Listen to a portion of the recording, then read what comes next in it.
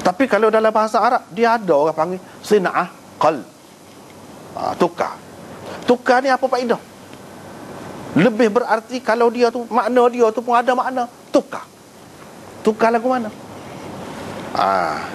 Mari kotor. Perempuan mari kotor. Tak apalah, dalam keadaan biasa tu mari kotor lah.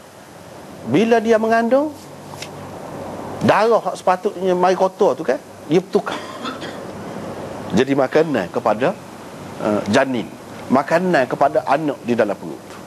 Darah tu tidaklah serupa darah hak luar tu tubik dalam bentuk kotor tu, tetapi itulah yang tukar jadi makanan. Lepas pada tu dia tertutup, mulut rahim itu tertutup, darah tu tak keluar pada ketika mengandung, tak keluar. Duduk jadi makanan lah kepada hak tu. Bila begitu, setelah beranak, dia bertukar pula, tubik pula darah tu, tubik pula. Tubik tu mari daripada hak tu lah juga, daripada punca yang sama. Tu tukar tu, dia ada makna tukar di sana. Dengan sebab itu, kalau kita pakai sin'ah qalb di sini, kita tukar ke apa dia? Nifas dengan makna hik dengan makna nifas, ada kewajarannya, ada munasabahnya, kesesuaiannya. Sebab apa? Sebab berlaku macam-macam pertukaran tu pada darah hik tu.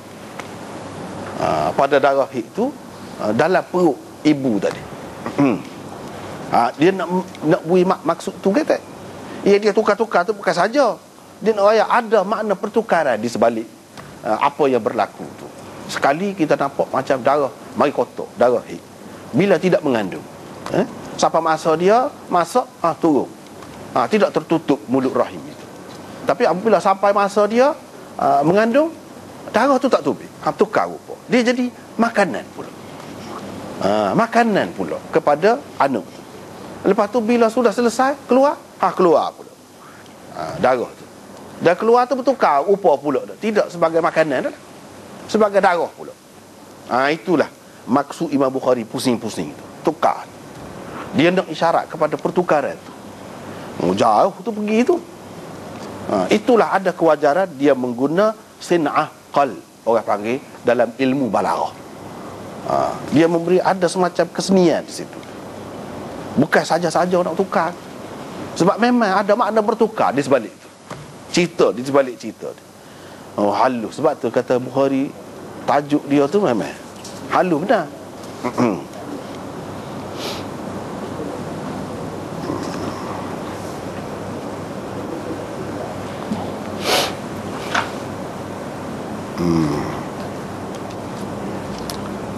Lepas tu kita pergi kepada hadis dia lah.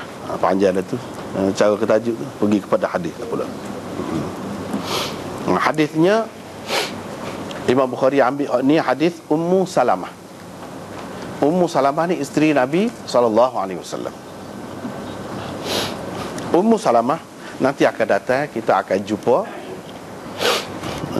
siapa tepat dia. Ummu Salamah ni salah seorang isteri Nabi yang beristihadah, yang keluar darah istihadah.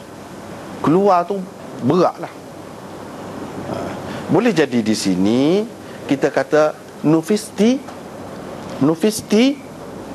dia tidak kata hitti. Bapa Nabi SAW kata nufisti, sebab nufisti ni keluar darah.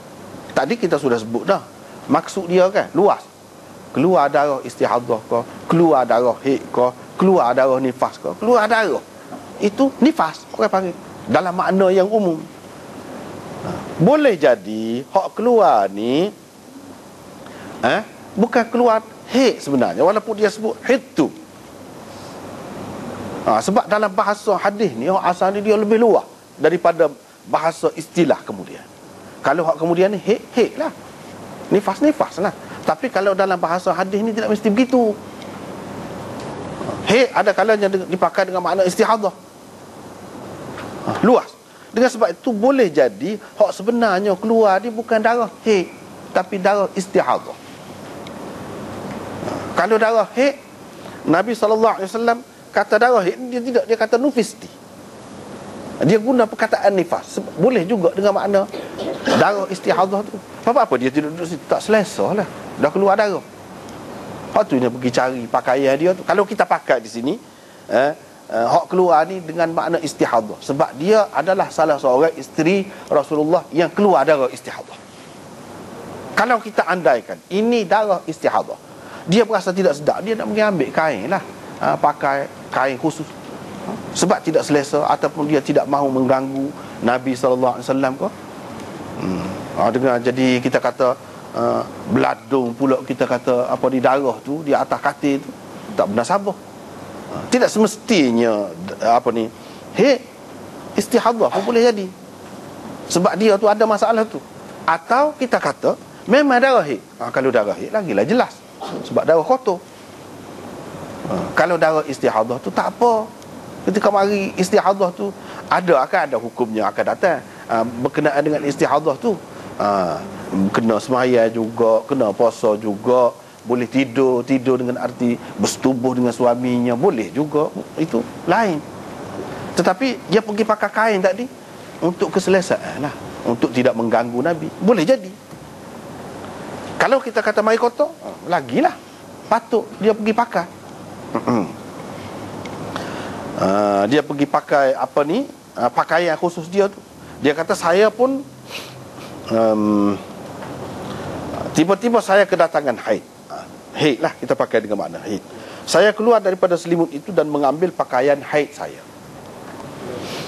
Nabi SAW pun tanya, adakah engkau bernifas? Maksudnya berhaid sini. Dia pakai perkataan nifas.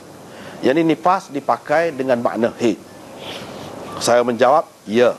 Baginda SAW selepas itu memanggil saya dan saya berbaring, yakni tidur lagi bersama Nabi SAW di dalam selimut tadi.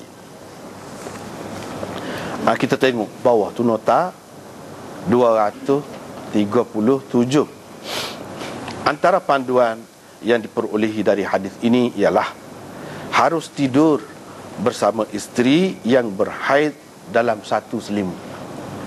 Satu kain selimut pun boleh, bukan sekatil saja, bukan atas lembek yang sama saja boleh, satu kain selimut pun boleh. Yang kedua, seseorang perempuan elok menyimpan kain atau pakaian khusus untuk dipakai ketika datang bulan Molek. Sebab Nabi tak tegur, dia pergi ambil, Nabi biarkan, menunjukkan molek. Tidak kata apalah menyusah gitu, tak payahlah simpan khusus pakaian. Dia tak ada tegur. Ini menunjukkan molek lah sekurang-kurangnya. Yang ketiga, peluh perempuan berhaid adalah suci. Peluh perempuan berhaid adalah suci. Yang keempat, kebanyakan hukum perempuan berhaid dan bernifas adalah sama. Seperti kedua-dua mereka tidak boleh bersembahyang, bertawaf, berpuasa dan lain-lain. Itu beberapa pengajaran kita ambil daripada hadis ini. Dan pengajaran ini di sebalik pengajaran yang kita dapat daripada bab ini dan hadis ini ialah huraian juga kepada mula-mula sekali, ayat mula-mula sekali. Cuba kita tengok muka surat mula-mula tu lah. Hendaklah kamu menjauhkan diri dari perempuan di waktu haid. Fa'tazilun nisa' fil mahid wala taqrabuhunna, dan janganlah kamu hampiri mereka. Situ kan ada ayat Quran tu, ada di situ. Bila ayat Quran ini hak asasnya, boleh jadi orang faham bila mari kotor ni tak boleh. Duduk dekat tu boleh, tapi kalau tidur sakai selimut tak boleh.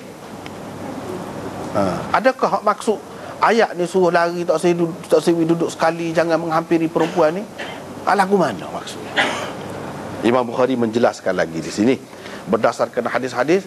Ia bukan bermakna duduk dekat, bukan bermakna duduk atas satu lembek, atas satu tikar, dalam sebuah rumah, dalam bilik yang sama. Bukan semua tu. Bahkan bukan juga dengan bermakna tidak boleh tidur dalam satu kain selimut pun tidak. Hak maksud dalam ayat Quran itu